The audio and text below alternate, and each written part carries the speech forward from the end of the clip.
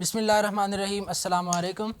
Department of computer science and information technology के आज के इस एलुमनाई मीटअप के प्रोग्राम में मैं हूं आपका होस्ट मलिक हाशिम। आज के जो हमारे गेस्ट्स हैं वो department of computer science and information technology के एलुमनाई हैं। उनसे मैं आपका तारुफ़ करवाता हूं। मेरे साथ इस वक्त मौजूद हैं सर सलमान अख्तर। आपका बैच था 2021 से 2023 और उन्हीं के साथ हमारे साथ मौजूद हैं मैडम शाहीन यूनस। आपका बैच 2020 से 2022 का था।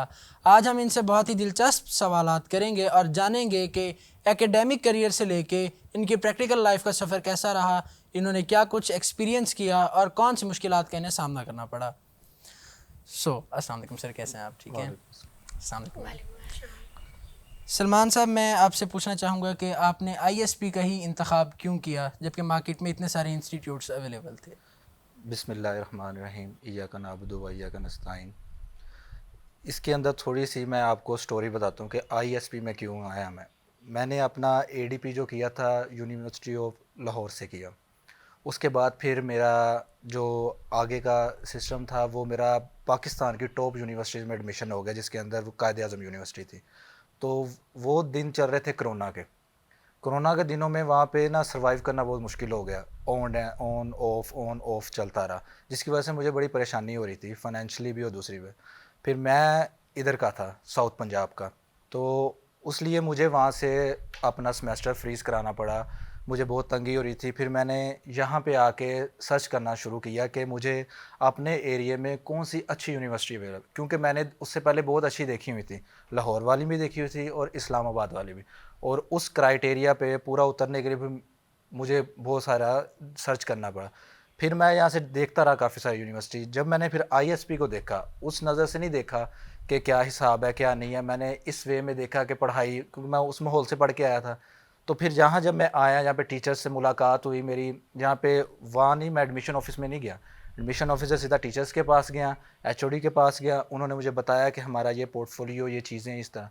फिर मुझे वाक़तन पता चला कि इस टाइम साउथ पंजाब में अगर कोई टॉप की यूनिवर्सिटी है तो वो आईएसपी एग्जिस्ट करती। तो फिर मैंने आईएसपी में एडमिशन लिया। तो उसके बाद मुझे कमी नहीं महसूस हुई कि मैं वो यूनिवर्सिटी छोड़ के यहाँ पे आऊँ, क्योंकि यहाँ पे भी वो एजुकेशन प्रोवाइड हो रही थी हमें। सही। मैम, मैं भी यही सवाल आपसे दोबारा पूछूंगा, यही जानना चाहूँगा कि मुझे ना एक्चुअली आईएसबी का ना इन्वायरमेंट बहुत अच्छा लगा था। मतलब कि इसमें जो भी चीज़ होती थी ना फिजिकल के तौर पे होती थी। मतलब कि हमारा सिस्टम एजुकेशन बहुत अच्छा था। वीकेंड की क्लासेस थी, तो मेरे लिए वीकेंड की क्लासेस ज्वाइन करना बहुत इजी था, क्योंकि उस टाइम पे मैं जॉब भी कर रही थी। तो इसलिए मैंने फिर आईएसबी को ही चूज़ किया।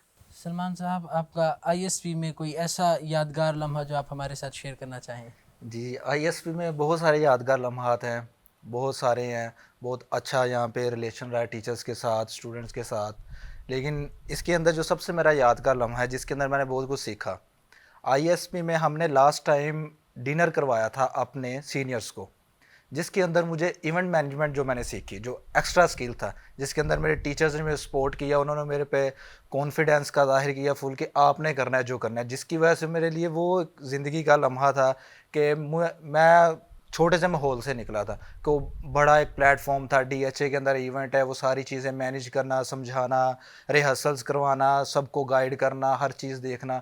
तो वो मैं देखता हूँ कि एक यादगार जो वो दिन थे ना, वो एक महीना चला था हमारा इवेंट, जिसके अंदर हमने सारी तैयारियां करवाई थी, हर चीज़ कराई थी एक दिन के लिए। तो वो हमारा बेस्ट इवेंट गया था। वो सबसे मेरे लिए यादगार लम्हा है आईएसपी में। मैम, हमारे यादगार दिन तो हमारे प्रैक्टिकल, मतलब कि पेपर्स होते थे।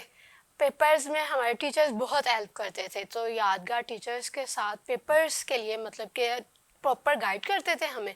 और पेपर्स के रिलेटेड ही है कि हमारे यादगार दिन पेपर्स ही होते थे। पेपर्स में हम बहुत मेहनत करते थे। सर, ऐसे कोई आपके टीचर जो आपका रोल मॉडल रहे हो? जी, ऐसे टीचर हैं जो हमारा रोल मॉडल रहे भी और अब भी हैं।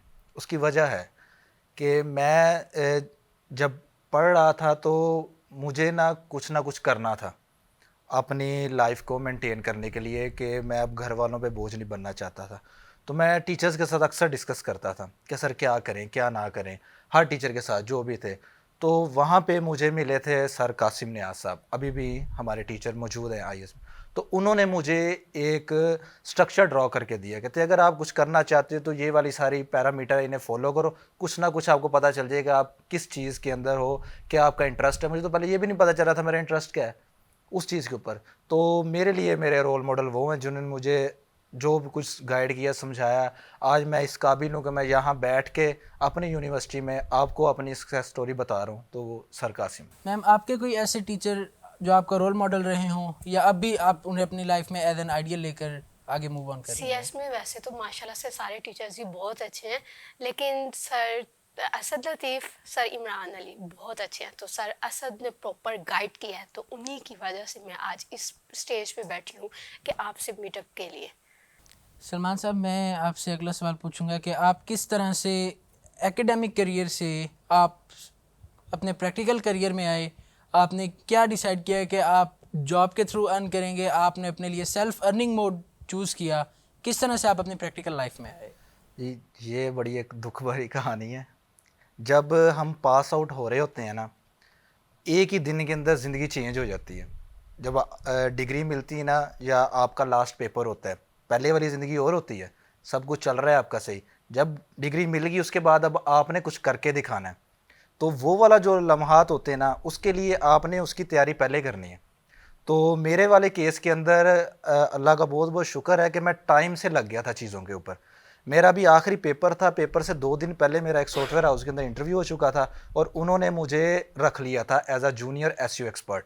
तो मैंने उनसे रिक्वेस्ट की थी कि सर मेरा पेपर है, तो आप मुझे पेपर के लिए टाइम दे दे, पेपर देने के बाद मैं फ़ौरन आपको ज्वाइन कर लूँगा। तो ये वो, लेकिन उसके पीछे स्ट्रगल बहुत थी। पढ़ाई के दौरान मैंने अपने साथ साथ प्रैक्टिकल चीज़ें देखी, उन्हें समझा, उन्हें सीखा क्या करना है कि मैं इस काबिल हो जाऊँ कि कम से कम एक इंटरव्यू बेसिक सा दे सकूँ कि कोई बंदा मुझे अपने साथ एडजस्ट कर ले। तो इस मामले में अभी मेरा एक लास्ट पेपर था और पेपर के अगले दिन ही मैंने उस चीज़ को ज्वाइन कर लिया था जहाँ मैंने काम करना था। फिर आगे मैं निकला था इस चीज़ों में। मैम, आपने अपने एकेडमिक करियर से प्रैक्टिकल करियर में किस तरह कदम रखा? जिस तरह हमारा मेरा सीएस चल रहा था ना, तो सीएस के दौरान ही मुझे ना जॉब की नीड थी, तो इसी दौरान मैं स्टडी भी करती थी और साथ जॉब भी करती थी। लेकिन जाहिर सी बात है, मतलब कि जो प्राइवेट जॉब्स होती हैं उस पे तो हम नहीं रह सकते ना, तो इसके साथ ही मैंने ना फिर साथ ही फ्रीलांसिंग स्टार्ट कर दी। मैं जॉब भी करती थी, फ्रीलांसिंग भी करती थी और साथ सीएस की तैयारी भी करती थी। तो फिर उसी दौरान मैंने मतलब कि स्टडी पे भी पूरा फोकस करना और साथ साथ ऑनलाइन फील्ड पे भी काम करना। तो फिर मैंने स्टडी के साथ ही अपनी फ्रीलांसिंग जर्नी को स्टार्ट किया। सलमान साहब, सबसे biggest challenge of your life जब आप एकेडमिक करियर से प्रैक्टिकल करियर में आ रहे थे? सर सबसे बिगेस्ट चैलेंज मुझे ये फेस करना पड़ा कि हमारी यहाँ से ये लाइफ कंप्लीट हो चुकी थी स्टडी वाली, अब मैंने अपनी प्रैक्टिकल लाइफ में आना था। तो उसके लिए मुझे बहुत सारे फ़ैसले करने पड़े थे कि अब मैं यहाँ से सब कुछ छोड़ छाड़ के अपने घर चल जाऊँ, या घर वालों को इस बात का यकीन दिलवाऊँ कि आप मेरे पे एतमाद करें और मुझे कुछ और टाइम दें कि मैं कुछ देर में आपको रिज़ल्ट दूँ और ताकि मैं अपना ये करियर स्टार्ट करूँ। तो वो वाला जो मेरे पास जो टाइम था ना, जो मुझे बड़ा मुश्किल से फ़ैसला करना पड़ा, लेकिन मैंने चूज़ यही किया कि मौके पे रह के हालात के साथ लड़ के ही आप करोगे। अगर मैं घर चल जाता हूँ, फिर मैं वहाँ बैठा किसी को सीवी फॉरवर्ड करूँगा, किसी की मिन्नतें करूँगा, कोई सिफारिश लगवाऊँगा, कोई नौकरी मिल जाए। तो इसलिए फ़ैसला यही था कि यहाँ रह के स्ट्रगल करूँ और यहाँ रह के काम करूँ। तो उसमें मुझे बहुत सारी तकलीफ़ें उठानी पड़ी। मेरी पहली जो जॉब लगी थी ना, उसके अंदर मुझे पैसे नहीं देते थे। वो सुबह 9 से 6 बजे तक काम करवाते थे और सिर्फ मेरे लिए एक लेटर तैयार हो रहा था कि लास्ट में मैंने क्या काम किया क्या नहीं किया, जिस बेस पे मुझे आगे नौकरियां मिली। तो मैंने बगैर पैसों के, बगैर कुछ लिए, बल्कि खुद से अपना फ्यूल लगाना, आना जाना, खाना पीना, लंच भी वहाँ सब कुछ खुद मैनेज करना। तो वहाँ पे रह के मैंने एक अपनी ईमानदारी से मेहनत से काम किया, जिसकी वजह से मुझे आने वाले दौर के अंदर बड़ी आसानियाँ मिली। तो फिर मुझे ये वाला जो मराहिल था ना, ये मरहला था कि मुझे यहाँ फ़ैसला करना था कि मैंने घर जाना है कि यहाँ रह के स्ट्रगल। और उस फेज़ के अंदर मुझे घर वालों की सपोर्ट नहीं थी, जो आपको पढ़ाई के दौरान होती है, अच्छे कपड़े पहनने, खाना पीना, ट्रैवलिंग, हॉस्टल्स के खर्चे, ये वो। कोई उन्होंने कहा था अगर तुमने रहना तो अपने सर पे रहना है, हमारी सर पे कुछ नहीं है। तो फिर वो वाला जो टाइम था वो मैंने बहुत मुश्किल गुजारा था। वो 3 मंथ का एक पीरियड था जिसके अंदर मुझे, जिसे कहते हैं ना अब रगड़ा लगता है, वो लगा था। काफ़ी मुश्किल रहा होगा आपके बहुत लिए ये बहुत ज़्यादा वो टफ पीरियड रहा था, जिसके अंदर मेरे पास ना पैसे थे, ना मेरे पास कुछ होता था। मैंने सब कुछ अगर मैं घर से डिमांड करता था तो वो कहते थे कि भाई पढ़ ही नहीं रहे, कुछ कर ही नहीं, तो आ जाओ, जो वहाँ पे खाना खा रहे हो अकेले, यहाँ घर में सबके लिए बनता है, तुम भी यहीं खा लेना। तो इस तरह के एक्सक्यूज़ जब होने लगे तो फिर मैंने घर वालों से मांगने छोड़ दी कि यहाँ रह के कुछ ना कुछ करूँ। तो उस दौरान फिर मैं जो काम सीखता था ना, तो उसके लिए फिर मैं ऑनलाइन प्लेटफॉर्म पे जाके काम ढूंढता था कि मुझे कुछ ना कुछ मिल जाए, या कोई पर्सनल क्लाइंट मुझे कह दे, कोई बंदा कह दे, जैसे बाहर कोई 50,000 का काम कर रहा है मैं उसे 5,000 का कर देता था, ताकि मेरा कोई ज़िंदगी थोड़ी सी अच्छी हो जाए, गुजरना शुरू हो जाए। फिर इसी दौरान मुझे एक जगह से टीचिंग की जॉब ऑफ़र हो गई, तो वहाँ पे मैं पढ़ाने भी लग गया। ये हिसाब लगा लिया, अब मैं पढ़ा के तो अपना ये सिस्टम मैनेज करता था। तो इस तरह फिर आहिस्ता आहिस्ता करके सिस्टम आगे मेरा रन हुआ। सो मैम नेक्स्ट क्वेश्चन मैं आपसे ये करूँगा कि आपका लाइफ का सबसे बिगेस्ट चैलेंज क्या था एकेडमिक करियर से जब आप प्रैक्टिकल करियर में मूव कर रहे थे? सबसे बड़ा चैलेंज तो ये था कि हम स्टडी के बाद तो सीएस करने के बाद घर बैठने का कोई तुक ही नहीं बनता था कि आपने सीएस कर लिया और वो भी मतलब खुद किया, अपनी मेहनत से किया, फ़ी वगैरह भी खुद ही पे किया, तो उसके बाद घर बैठने का तो कोई बनता ही नहीं था। तो सबसे बड़ा चैलेंज ये था ना कि ना कोई ऐसी फील्ड चूज़ करनी है जिससे ना मतलब कि हमारी स्टडी भी इन्वॉल्व रहे और हम वो अपना कैरियर भी बना सकें। तो इस लिहाज से फिर मैंने ना अपनी स्टडी के बाद ना ऑनलाइन काफ़ी प्लेटफॉर्म थे, तो वहाँ से फिर ऑनलाइन जर्नी को स्टार्ट किया। नाइस। सलमान साहब, ऐसे कुछ की पॉइंट्स जो आप अपकमिंग लोगों के लिए, अपकमिंग स्टूडेंट्स के लिए शेयर करना चाहें? जो एक स्टूडेंट है वो एकेडमिक करियर से लेके अपने प्रैक्टिकल करियर तक जो कॉमन गलतियां करता है, जो कि ऑलमोस्ट सभी करते हैं, उनके हवाले से आप कुछ गाइड करना चाहें अगर? जी जी ज़रूर। उसके हवाले से मैं आपको एक बात करता हूँ। मेरे ना वालिद साहब हमेशा मुझे कहते होते थे, पंजाबी की मिसाल देते, कहते से मेरा पुत जो करना तो वो पूरे भार नाल करी, नहीं तो ना करे। अगर ये बात मुझे वो करते थे इसलिए कि अगर तुम एक ही टाइम में मल्टीपल काम कर रहे हो ना, तुम किसी काम में कामयाब नहीं हो सकते।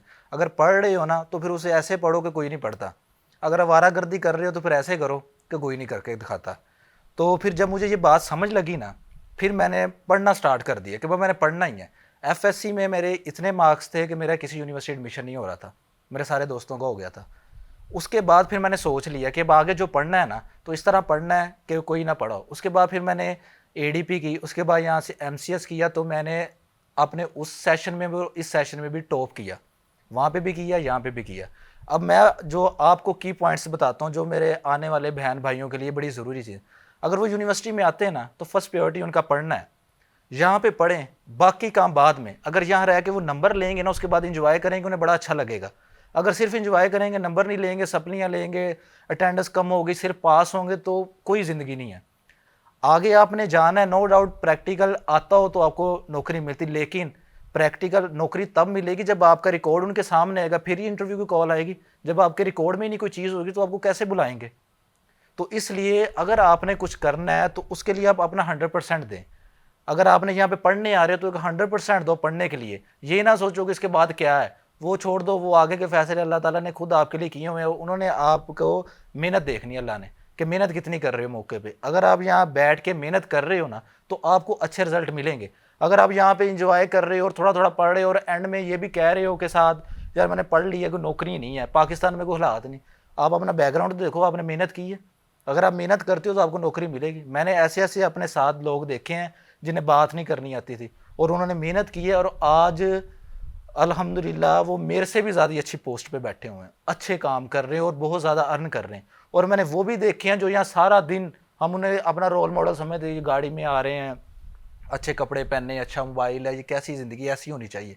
और वो आज कॉल्स कर रहे होते हैं कि यार आपकी कंपनी में कोई या कोई जॉब है, अपने रेफरेंस से तो लगवा दो। बात यही कि अगर आपने जो करना है अपना 100% दो वहाँ पे, वही आपके लिए मेन चीज़। उसके बाद आप जो काम करोगे तो आप उसके अंदर अपना एक अच्छा रिजल्ट पाओगे, ये मेन चीज़। सो मैम, आप कौन से ऐसे की पॉइंट्स हैं जो अपकमिंग स्टूडेंट्स के लिए शेयर करना चाहेंगी जो उनके लिए बहुत ज़्यादा हेल्पफुल साबित हों? मैं भी यही कहना चाहती हूँ कि स्टूडेंट जाहिर सी बात है, उन्होंने फ़ी पे की होती है, स्टडी करनी होती है, तो मैं स्टूडेंट्स को यही कहूँगी कि वो यूनिवर्सिटी आके अपना सारा फोकस अपनी स्टडी पे ही करें। आप यकीन कीजिए सेमेस्टर 1 से लेकर सेमेस्टर 4 तक मैंने एक भी अपना बंक नहीं किया था, कोई भी लेक्चर मिस नहीं किया था। अल्हम्दुलिल्लाह सारे लेक्चर्स मैंने पूरा ऊपर लिए, अपने असाइनमेंट्स वगैरह सब कुछ। और फर्स्ट सेमेस्टर थोड़ा सा मुश्किल लगता है, लेकिन उसके बाद जब आप मेहनत करते हैं ना तो आखिरी सेमेस्टर आपके लिए बहुत मतलब खुद पे प्राउड होता है कि आपने मेहनत की और आपको इतनी अच्छी सीजीपी मिली है। तो मैं स्टूडेंट्स को यही कहूँगी कि वो अपना कोई भी लेक्चर मिस ना करें और दिल लगा के मेहनत करें। Thank you so much.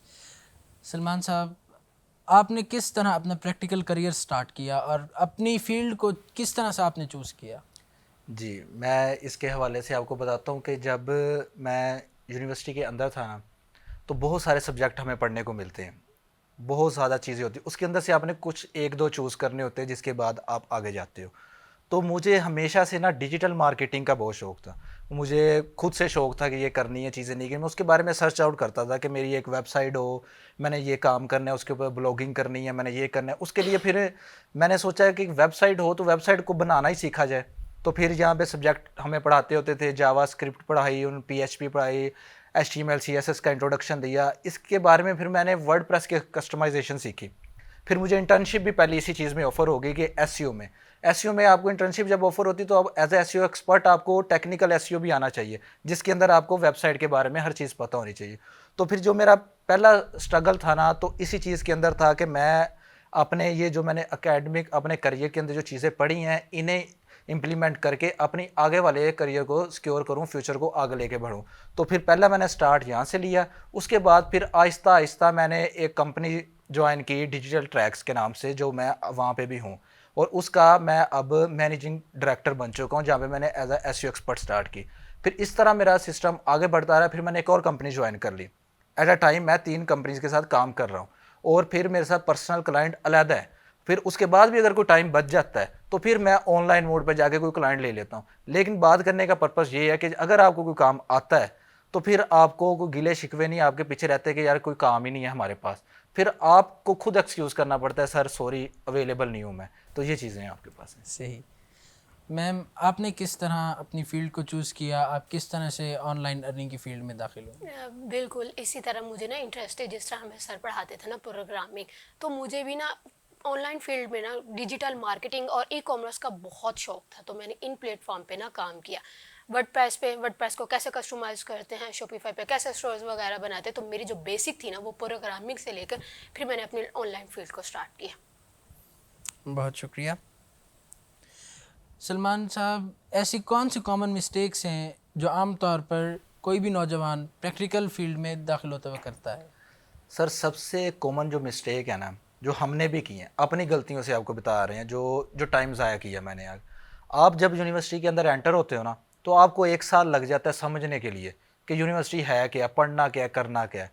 सबसे पहले कोई भी आप किसी भी फील्ड के हैं, किसी भी जगह आपने एडमिशन लिया, सबसे पहले आप यूनिवर्सिटी से सब्जेक्ट्स ले लें, अपने पढ़ने क्या है। आप खुद से एनालिसिस करें, हमने क्या कोर्स आउटलाइन है, हमारा क्या चीज़ है। हमें तो लास्ट तक पता ही नहीं होता हमने करना क्या है। जब हमें एक एक चीज़ का पता होगा कि हमने करना क्या है, हमारे टीचर्स कौन है, हमारा सब्जेक्ट क्या है, हमने इस सब्जेक्ट में क्या कुछ पढ़ना है, तो आपके लिए बहुत चीज़ें आसानी हो जाएंगी। जो कि हम पहले शुगल में गुजार देते हैं करना क्या, और लास्ट में देख यार कितने नंबर आए, पास हो गए हैं कि नहीं हो गए। तो ये वाली मिस्टेक स्टूडेंट ना करे, वो अपनी सेल्फ स्टडी खुद करे और अपना एक होमवर्क करके जाए। कहीं पे जाओ ना, अपना होमवर्क करके जाओ, चाहे आप पढ़ने ही जा रहे हो, तो आप आसानी से सर्वाइव कर सकते हो इस चीज़ के अंदर। मैम, मैं आपसे पूछना चाहूँगा कि आप अपने ऑनलाइन अर्निंग प्लेटफॉर्म्स से अप्रॉक्सीमेटली कितना अर्न कर सकते हैं, और आप इस वक्त करेंटली कितना अर्न कर रही हैं?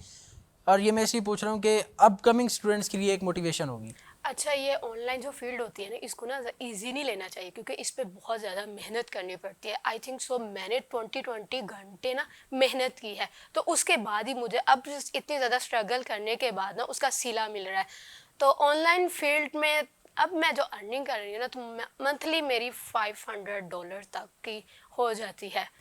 सलमान सर, आप अपने ऑनलाइन अर्निंग प्लेटफॉर्म्स से अप्रॉक्सीमेट कितना अर्न कर लेते हैं मंथली? सर मैं ऑनलाइन भी काम कर रहा हूँ, साथ ऑफलाइन भी कर रहा हूँ। जैसे मैंने आपको पहले बताया 3 कंपनीज़ के साथ बिल्कुल। ये वो। तो ये कारोबार है, कोई जॉब नहीं है कि आपको परफेक्ट फिगर पता होगा इतना। बास टाइम ज़्यादा भी कम भी। लेकिन आइडिया तो ना, आपको एक बात बता दूँ कि मैं हर महीने 15 प्रो ले सकता हूँ नॉन पीटीए। तो आप थोड़ा सा इसके बारे में मज़ीद भी बताइए कि आपके लिए ऑफलाइन मोड में काम करना ज़्यादा आसान है या ऑनलाइन मोड में? सर ऑनलाइन मोड में काम करना आसान है। बाउंड्रीज नहीं होती है आपके पास। आप एक जगह बैठ के आप किसी ऑफिस में जा रहे हैं तो फिर उनके अंडर हैं आप। और जो ऑनलाइन है, आप कहीं भी बैठ के काम करें, एक साथ दूसरे क्लाइंट का भी कर रहे हैं, तीसरे का भी कर रहे हैं, चौथे के साथ डील भी कर रहे हैं, पांचवें के भी मसले देख रहे हैं। फिर जहाँ पे आप बैठ के काम करें, फिर सारा काम उनका ही करना है आपने। फिर एक क्योंकि हमने एक उनसे प्रॉमिस किया है कि सर हम आपके एम्प्लॉय हैं, आपका काम करना है। फिर अगर हम अमानत में ख़यानत करते हैं तो उस बंदे के साथ 2 नंबरी करें, लेकिन ऊपर भी कोई चीज़ बैठी जो हमें देख रहे हैं। तो इसलिए ये चीज़ें।